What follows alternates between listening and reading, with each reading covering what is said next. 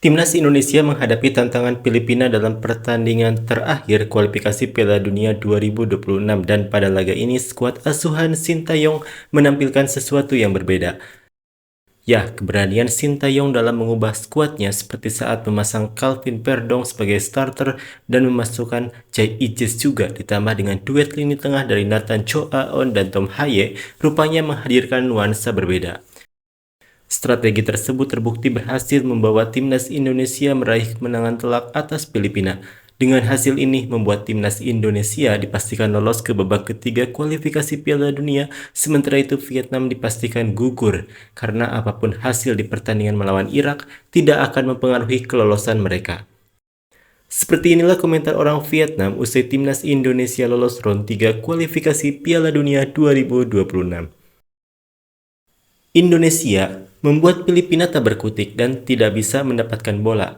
Di babak kedua, Filipina semakin kehilangan dan di Vietnam kami tidak punya peluang lagi. Sulit sekali, Indonesia bertekad untuk tidak kehilangan kesempatan.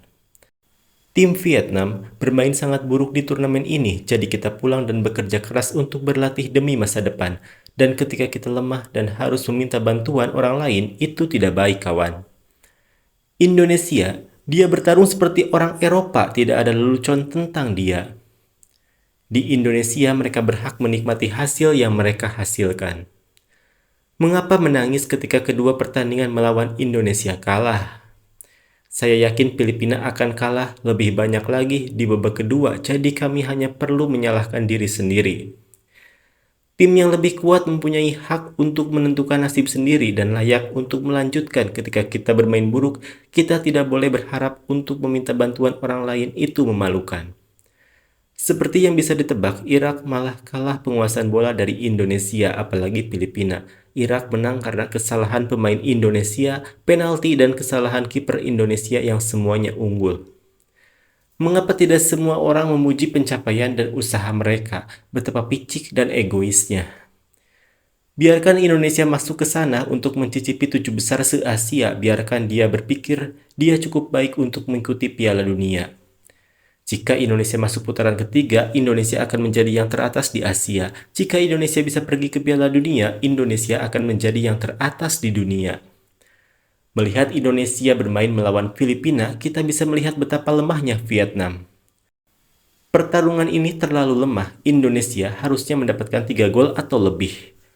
Filipina kalah dari Indonesia, jadi mengapa Vietnam repot-repot bertanding?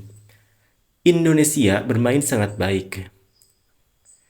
Saya harus mengakui bahwa Indonesia ada di level berbeda sekarang.